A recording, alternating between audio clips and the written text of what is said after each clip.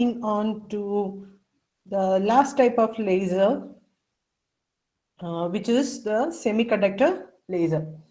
Now, before understanding semiconductor laser, we need to do a small revision of how LED used to work.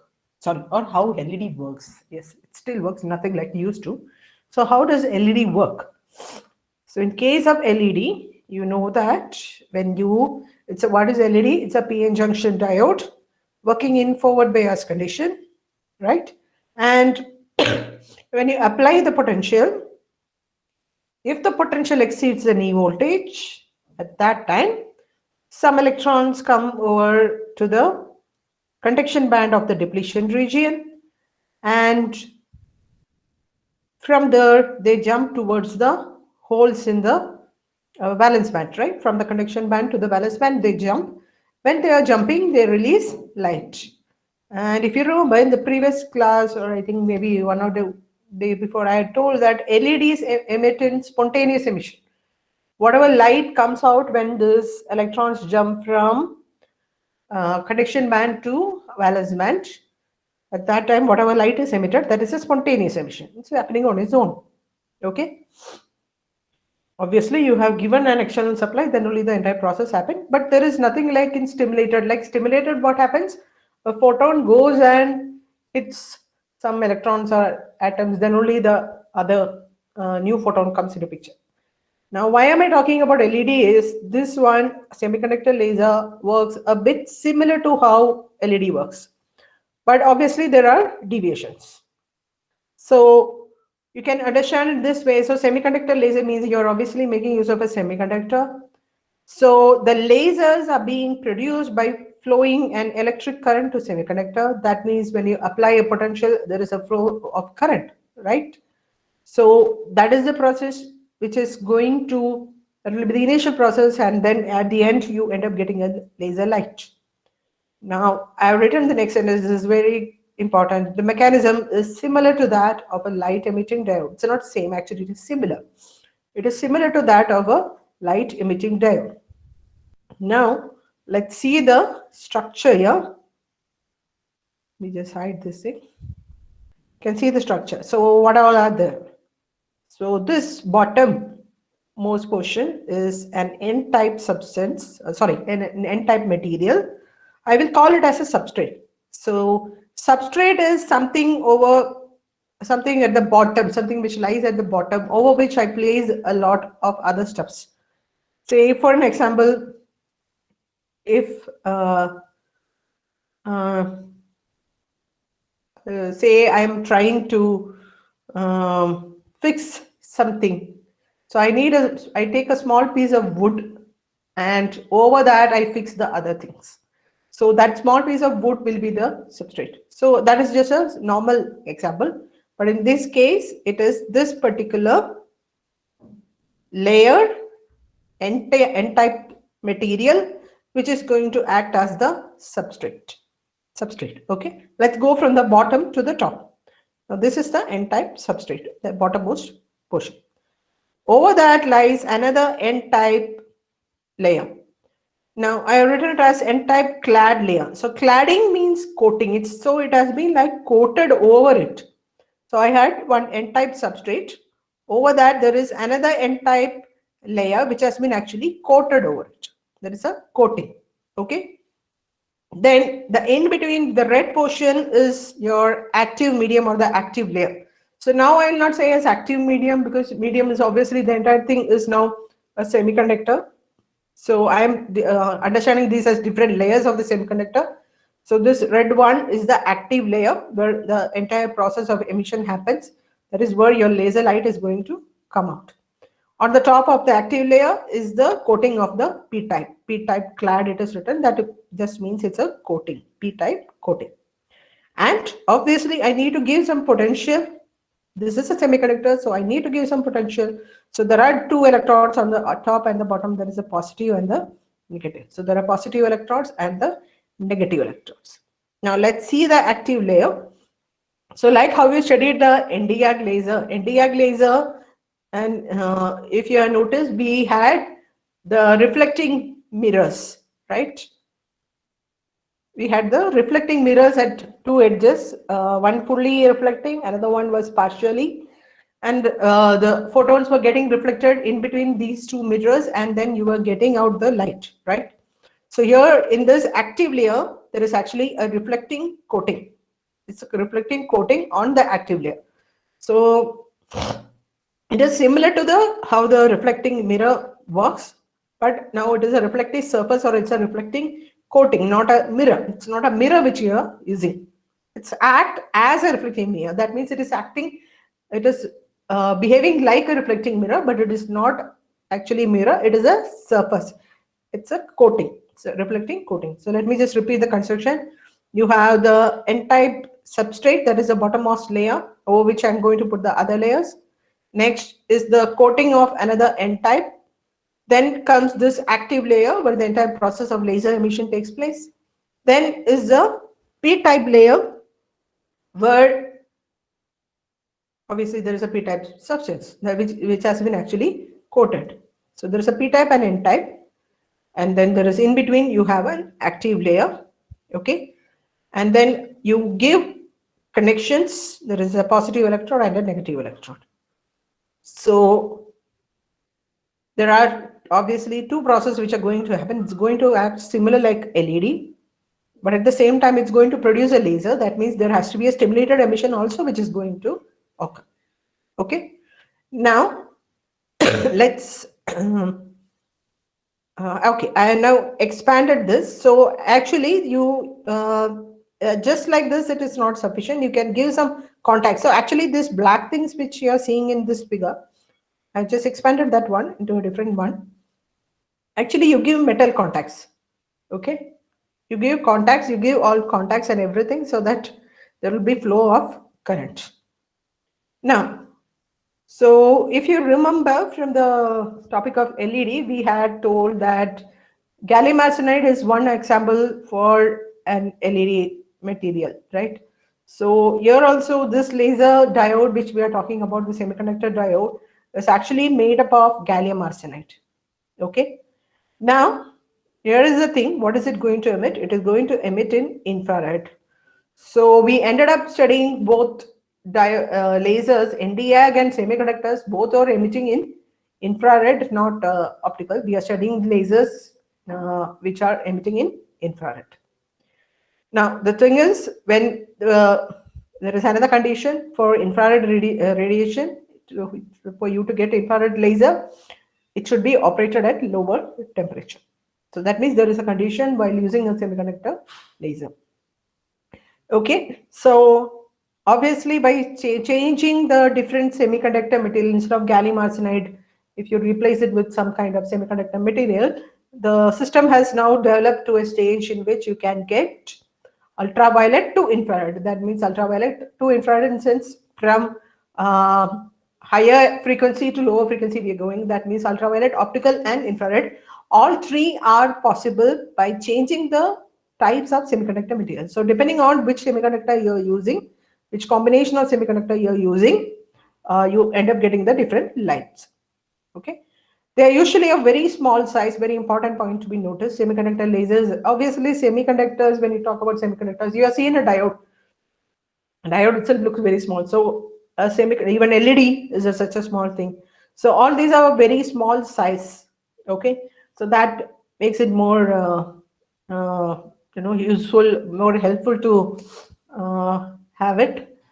And then efficient, portable, obviously something which is small, so I can carry it over very easily. And I can even operate it at low power. So LED, the benefit of LED you already know. So we are not talking about LED, but this is something similar to LED. That is the reason I'm talking about LED again and again. So LED also, you just need a less amount of potential, right? All it needs to do is exceed the knee voltage. So even at low power or low voltage supply, you can make this type of semiconductor laser work. They are widely used word in optical fiber communication, CD players, CD-ROM drives. So there used to be CD players and CD-ROM drives at a stage. Nowadays, not widely used. Nowadays, it has become DVD. But still, there is a kind of optical the reading. There is a reading which is required of that CD player. The CD player should read it, right? So some form of laser is required there, and also in laser printing can be also used in laser printing. Okay, we were talking about the construction. We have not yet talked about the working. So how does the working happen? So let me just complete this structure with these few topics. So doping is actually performed by using zinc atoms for this p-type substrate. I mean, for your whatever is the doping which happens in this thing, you actually use zinc atoms. Now, okay, there is just some small specification about how the chip will be. So it's just 500 micrometer long, that means 0.5 millimeter, and 100 micrometer wider and thicker. But in your figure, obviously, you draw an expanded figure, you end up seeing like this. Okay. Now, if you see here, what have we done? This reflecting layer, we told that there is a reflecting layer. When I took the structure by looking, this is like if I look it from a side, right? But when I expanded it, that reflecting layer, actually it is similar to how you have it in the NDAG and other lasers. So the reflecting coating, one side of the reflecting coating is fully reflective or highly reflective, while the other one is partially reflective or semi-transparent. So the so-called resonator. So what do we call this as the reflecting ends? There are two reflecting ends, one fully reflective, another one partially reflecting. You call it as an optical resonating cavity, right? Or else you can also call it as optical resonator or resonator. Obviously, every time I cannot use as optical because not always it's an optical emission. Sometimes it is IR, sometimes it is UV. So it's a resonator. Okay, so that combination, there we had mirrors, so now it is surface, it's a reflecting surface. So the layers, the reflecting layers, one side will be fully reflecting and the other side will be partially reflecting. And obviously the in between you have the active layer. So you know that when you have a p-type and n-type sandwiched together, it also produces a depletion region, right? It also produces a depletion region. So then how is this entire process going to take place? So that you see this structure over here. So I applied the potential, okay? And what happens is, obviously when the potential exceeds the barrier voltage or the knee voltage, some electrons reach the depletion region, right? So some electrons will reach the topmost layer, this portion, edges of the depletion region, this top portion, the conduction band portion, and you have empty portions at the valence band, right? So this is similar to what is happening in LED. That is what I'm going to say now. So within the depletion region only is your active layer where the emission is going to take place. So you have electrons at a high energy level. They will jump down to a low energy level, right? From conduction band to valence band. And at that time, they produce a light. But that light produced is a spontaneous emission. That is a spontaneous emission. But then how does laser come? That's the biggest question. That happens because when you keep on giving the potential, okay, even after it exceeds any voltage, my potential is still on. So the applied potential keeps on increasing or current flowing increases. When the current flow increases, I get more electrons at the topper layer or the upper layer, or I'll say the conduction band. More electrons end up accumulating on the higher energy level. More electrons accumulate at the higher energy level or the conduction band.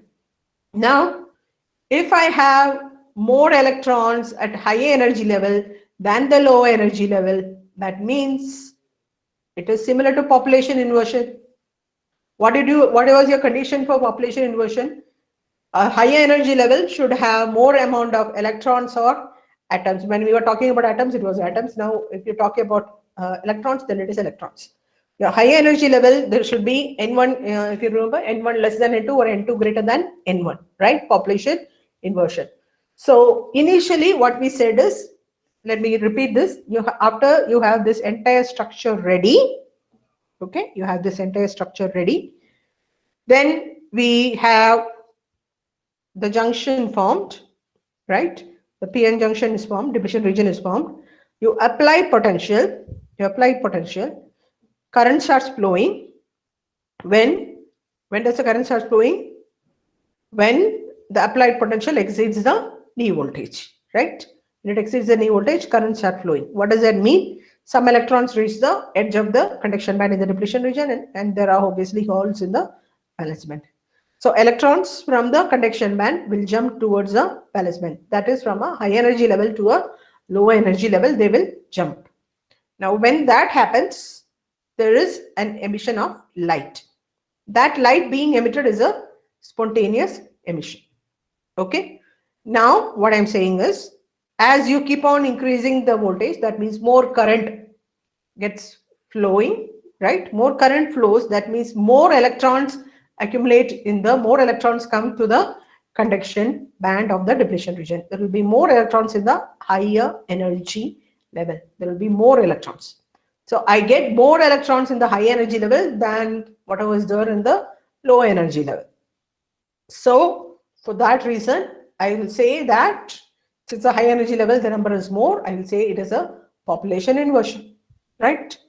Now, this initial photon which came out due to that spontaneous emission, that fellow will go and hit the, go and interact, not hit, I can say interact, they go and interact with those other electrons, those new electrons which have formed. So everything is happening in the conduction band. Okay, I don't have, oh yeah, it is here, sorry, really sorry. So everything is happening in the conduction band. Okay, so initially it was only a very few electrons and they jump towards the valence band and then produce a single photon or whatever small amount of light. That was due to spontaneous emission. Now what I'm saying is, as more number of conduction electrons reach the conduction band, at that time, this photon which initially came out of spontaneous emission, that fellow will go and interact with these new electrons. Okay, when that happens, this is like how we studied earlier, it is a kind of triggering. So when this interaction happens, those electrons as they come down, they will result in stimulated emission. They will result in stimulated emission. So every time it is, even in ND-GAG, you notice that first a spontaneous emission take place, and then that photon which due to the spontaneous emission go and interact or go and trigger those electrons which are there in the high energy level, right? There will be more electrons in the high energy level. Those will get triggered or they get interacted, and then due to that they jump down, they come down. At that time, whatever emission happens, that is a stimulated emission, because it is this photon which has resulted. Spontaneous emission photon. So level 1 is a spontaneous emission. Whatever photon comes out, that photon goes and interact with the electrons in the high energy level. And those electrons, when they come down, when they obviously somebody is at a high energy level, they absorb this photon energy, come down. That is a process of stimulated emission, right? So both spontaneous emission and stimulated emission. So as usual, there will be 2 photons produces. Those 2 photons again go and interact with more electrons. What did we see earlier? It goes into 4. There will be 4 photons shortly. Then again, those fellows will go and interact. It becomes 8. 8 photons go and interact with the electrons in a high energy level, produces 16, 32, 64. Like that, it goes on 2 to the power of n. That means depending on the initial number of photons. So you end up getting an amount of light coming out, right? So the basic process is similar to what happens in LED. Okay, so now in this figure, what I have shown is actually a distribution of the Fermi energy. So just to show that, okay, the Fermi energy will push on in the different energy levels. I have shown it here. Okay. Now, you can see that when you are in the N-type Fermi energy, here is the Fermi energy. This is a distribution in N-type. This is the N-type side. This is P-type side. In N-type, the Fermi energy level is towards the conduction band. That is where you have free electrons. In P-type side, it is towards the holes. That means towards the valence band. So this is EC. You know now what is EC, EV, EF. Okay. So general structure was like this. As you give the potential, what happens is your Fermi energy level, initially it is like this. See, you had it at the middle, entirely at the middle, right? But as you applied potential, Fermi energy for an n-type EFN I have given, that has been pushed towards the conduction band, where you have conduction electrons or free electrons, and the Fermi energy for the valence band, that is EFP for the p-type, it is EFP, that comes towards the valence band.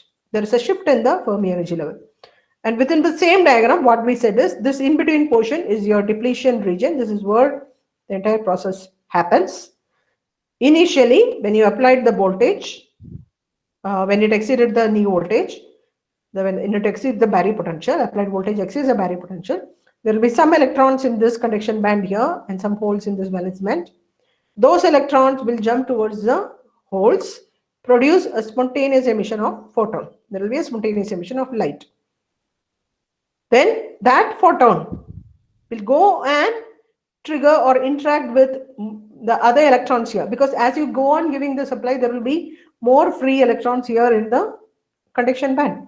So this photon goes and interacts with those electrons. Those electrons then again jump down towards the holes in the valence band, again produces two amount of light, that is one spontaneous and one stimulated. So it's just a process which is going to repeat. The only thing is, at first stage there is a spontaneous emission. That spontaneous emission or the spontaneous photon which has come out, that goes and triggers the stimulated emission. It goes and interacts with those electrons in the high energy level, and then stimulated emission take place. And everything goes in the power of 2. It just continues from 2 photons, it becomes 4, then 8, 16, 32, 64, like that it goes up. Now, so I've written it in a very simple sentence here. The recombination of electron hole, that is at initial stage, leads to spontaneous emission. And it stimulates the other electrons to emit the radiation. So level 1 is a spontaneous emission. The spontaneous photons interact with the electrons on the high energy level and result in stimulated emission. Okay. Now the gallium arsenide combo which we have used, the semiconductor combo which we have used, results into infrared emission of around 9,000 angstrom. 9,000 angstrom is the wavelength. So which has a higher wavelength, Nd:YAG or this one? If you try to remember, Nd:YAG we said all were in the range of thousands, right? 1,000 angstroms.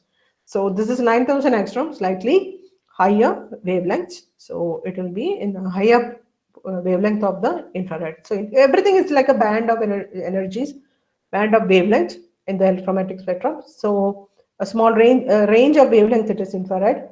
So Nd:YAG did it in around 1,000 angstroms. Semiconductor gives you 9,000 angstrom. So higher the wavelength, actually